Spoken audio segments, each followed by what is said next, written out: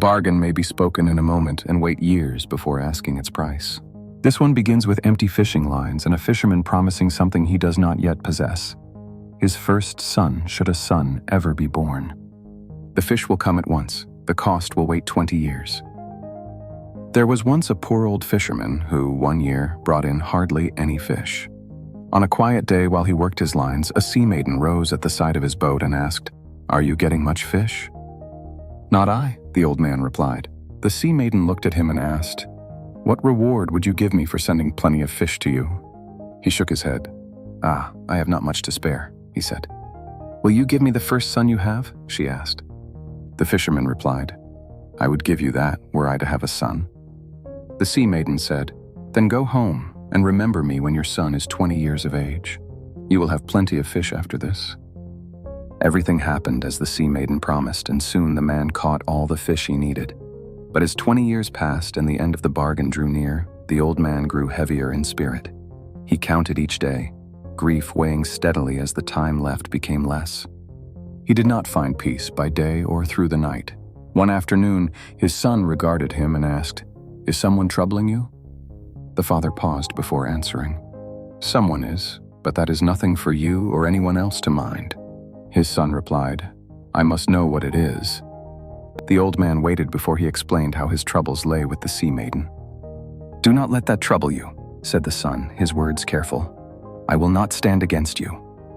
Still, his father insisted, you shall not go, my son, even if I never bring home fish again." The son answered, "If you will not let me come with you, then ask the smith to forge a strong sword for me, and I will go seek my fortune." His father made the trip to the smithy, where the smith set to work and forged a mighty sword for the boy. When his father returned home, he placed the finished sword in his son's hands. The lad grasped it and tried a few swift shakes. The blade scattered into 100 sharp pieces. He told his father to visit the smithy again and ask for a sword with double the weight. His father went, brought it back, and once more the blade met his grip. It snapped in two. The old man returned to the smithy again. This time, the smith made a sword greater than any he had shaped before. "There is the sword for you," said the smith, "and the fist must be good that wields this blade." The old man delivered the sword to his son, who gave it a measured shake or two. "This will do," he said. "It is high time now to travel on my way." In the morning, he placed a saddle on his father's black horse. He lay down, letting the world serve as his pillow, and then rode out along the road. After he had gone a little way, he came upon a sheep's carcass lying by the roadside. A great black dog stood there with a falcon and an otter, the three silent and intent on what remained as a faint quarrel hung in the air. They called to him, asking if he would divide the carcass. He slipped down from the horse, considered and measured out the portions. 3 shares to the dog, 2 to the otter, and 1 to the falcon. "For this," the dog said, "if ever you need swiftness on land or the aid of sharp teeth, remember me, and I will be at your side." The otter spoke, "If swimming is what frees you, think of me, and I will come." The falcon added, "If hardship finds you, and there is need for speed in the air or the crook of a claw, remember me, and I will come." He left the roadside with no gold and no visible reward, only 3 promises of help. For the moment, that was all they were. He went onward until he came to a king's house. There, he agreed to look after the cattle, with his pay determined by the milk they gave. He set out with the herd, but the grazing was thin along the way. That evening, he brought the cattle home, and there was not much milk to offer. With the land so bare, his supper was scarce and brought little comfort. The next day, he traveled farther with the cattle. Their path opened into a deep green glen, the grass growing in dense, unbroken swathes beneath their steps. It was a place he recognized at once as wholly unfamiliar. As the sun dropped lower and it was time to bring the cattle home, he noticed a great giant striding toward him, carrying a sword. "Hi, ho, Hogarach," called the giant. "Those cattle are mine. They are on my land, and you are a dead man." The young herdsman replied, "I say not that. Perhaps it is easier to speak than to do." He drew his broad sword and closed the distance between them. One clean stroke took the giant's head, He mounted the black horse and rode out to find the giant's house. He stepped inside and found money in heaps and wardrobes lined with garments decorated in gold and silver, each one finer than the last. When night came, he returned to the king's house, taking nothing from the giant's store. That evening, the cattle yielded milk again. He ate well, with no limit to meat or drink, and the king's pleasure at the full herd was plain. He went on in this way for a while, until the glen's grass thinned at last and the grazing lost its former promise. He paused, considering whether to step farther onto the giant's land. The thought carried him forward just enough to see a wide park of grass ahead. After a moment, he walked back, gathered the cattle, and brought them into the new field. They had not grazed long in the park before another giant swept in, his anger uncontained. "Hi, ha, Hogarich," the giant called. "Tonight, only your blood will quench my thirst." The young herdsman replied, his tone dry. "There is no knowing, but that is easier said than done." The contest began. Their blades shook as they closed the gap. Soon it seemed the giant's strength would win. Then the young herdsman called for the dog. With a single leap, the black dog caught the giant by the neck. The young herdsman brought the fight to an end by striking off the giant's head. That night, the young herdsman returned home, heavy with fatigue. Still, the king's cattle gave milk, and the family was pleased to have a herdsman such as this. The next day, he made his way to the giant's castle. At the door, a small woman with eager words met him. "All hail and good luck to you, fisherman's son. I am pleased you are here. Such an honor for the kingdom and this little house. Go in first, as befits a guest." He told her, "Go in before me, you crone. I do not care for flattery at the threshold. Go inside, and then speak." The crone stepped inside. He drew his sword and struck off the crone's head, but the blade slipped from his hand. Before he could recover it, she caught up her head and set it back upon her neck. The dog sprang at her, but she brought down a magical club, and the loyal animal fell at her feet. The young herdsman lunged, struggled with her for the club, and struck her once upon the head. She dropped to the ground at once. He moved onward a short way and saw treasure, gold, silver, and every kind of spoil scattered throughout the crone's castle. He returned to the king's house, where rejoicing filled the air. He kept to the herding for a while. One evening, coming home, he found no cheerful greeting, only the sound of weeping filling the house. He asked what had brought so much sorrow that night. The dairymaid told him, "There is a beast with 3 heads in the lake. Every year it must take someone. This time the lot has fallen on the king's daughter. Tomorrow at noon she is to meet the beast at the lake's far shore, but there is a general who means to rescue her." "What general is that?" he asked. "A general," answered the dairymaid. "When he kills the beast, he will marry the king's daughter, for the king has promised that whoever saves her shall have her." The next morning, the king's daughter and the general made their way to the black rock at the upper end of the lake. The air remained still until something moved in the center of the water, breaking the quiet. When the general saw the creature's 3 heads, fear seized him. He slipped away into the shadows, leaving the king's daughter trembling and alone. Then she saw a striking youth on a black horse, splendid and fully armed, with his black dog close behind. He called to her, "There is gloom on your face, girl. What are you doing here?" She answered, "Oh, that is no matter. It is not long I will be here, at all events." He said, "I say not that." She replied, "The general fled as likely as you and not long since." "A champion is the one who stays to fight," he answered. He walked forward with his sword ready and his dog beside him to face the beast. Water burst as sword met scale. The black dog pressed forward, doing all he could. The noise and chaos held the king's daughter frozen on the shore. The young man and the beast turned through the water, one rising and one sinking, until the young man struck and took one head from the creature. The beast loosed a single roar. The rocks sent back its screech, and spray flew from end to end of the lake. In a blink, the beast vanished. The king's daughter called, "Good luck and victory follow you, lad. I am safe for one night, but the beast will come again and again until the other 2 heads have been taken from it."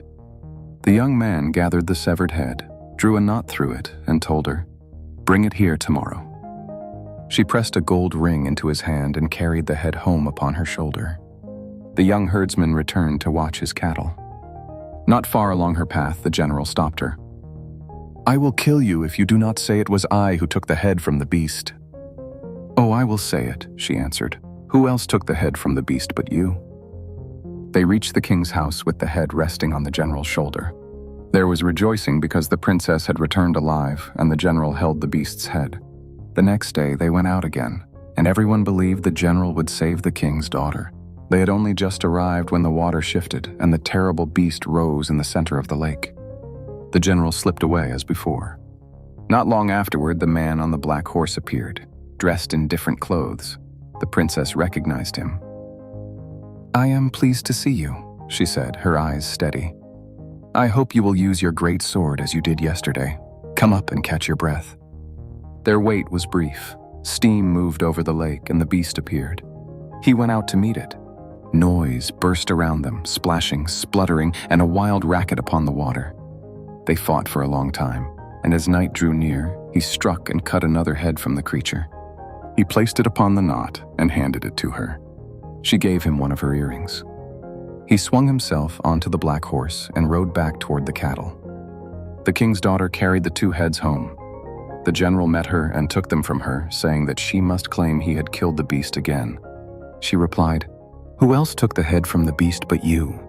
Together, they returned to the king's house with the heads, and gladness returned. On the following morning, the princess and the general slipped away in their usual manner. The general took to his hiding place as before. The king's daughter went to the lakeside, and soon the hero on the black horse appeared. The beast's fury was fiercer than it had ever been. The young man pressed onward without delay or backward glance. With a steady hand, he struck, severed the final head, threaded it through the knot, and set it before her. She gave him her other earring. With the monster's heads in tow, she returned home. Back at the king's house, they arrived to smiling faces. Plans were made for the general to marry the king's daughter the next morning. The castle filled with expectation as everyone waited for the priest. When he arrived, the king's daughter stood before them all. "I will marry only the man who can remove the heads from this knot without cutting it." The king glanced at his company. "Surely only the one who placed the heads upon it can remove them." The general tried to untangle the knot and failed. One after another, all those in the house attempted it, but none could manage it. The king asked if anyone had yet to try. They told him that the herd boy had not. A call was sent for him, and he came. He tossed the knot and heads from place to place without pause. "Wait a moment, my lad," said the king's daughter, her voice clear. "The one who took the heads from the beast carries my ring and both my earrings." The young herdsman reached into his pocket and placed the ring and earrings upon the board. "You are my man," she said. For a moment, the room was still. The king's pleasure faded when he saw that a herdsman would be his daughter's groom, so he ordered new clothes for him. The king's daughter replied that the young man's own clothing was finer than anything in the castle. The young herdsman put on the giant's golden garments, and that same day, among their own people, he and the king's daughter were wed. They were married, and for a time all continued as it should. One day, on the very date his father had once promised him away, they walked near the lake together. The Sea-Maiden appeared without warning. She seized him and drew him into the water, leaving no word behind. The promise had waited through his departure, his victories, and his marriage. On the very day appointed 20 years earlier, it returned to claim him. The king's daughter mourned. Her gaze remained upon the lake, the weight of loss steady and unshared. An old soothsayer crossed her path. She described how her husband had been taken, and he told her how she might bring him back. She acted as he instructed. She carried her harp to the edge of the shore. Its quiet strings sounded across the sea air as she settled herself upon the sand and played. The notes traced a deliberate path over the water, and the Sea-Maiden rose to listen.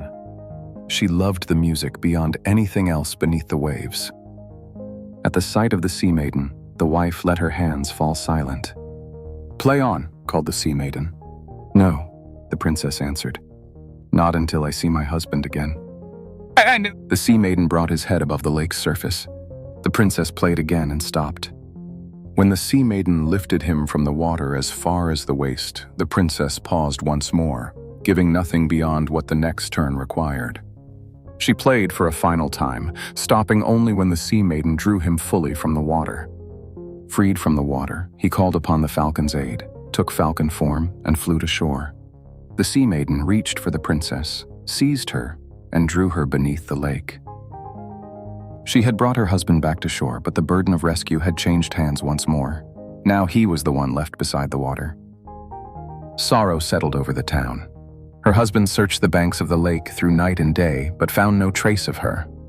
From the hush at the water's edge, the old soothsayer appeared, meeting her husband with the patience of one accustomed to impossible questions. "There is only one way to end the Sea-Maiden's hold," the soothsayer said. "On the island, in the middle of the lake, a white-footed hind runs, swift and slender. Should you catch her, a hooded crow, will spring from her body. If you catch the bird, a trout will come from it, and inside the trout's mouth lies an egg. The soul of the Sea-Maiden lives in that egg. If the egg breaks, she will die. No boat or raft could cross, for the Sea-Maiden would drag it beneath the moment it touched the lake." He paused, then set his mind upon trusting the black horse and pictured the leap. The horse launched over the strait and landed hard upon the island's shore.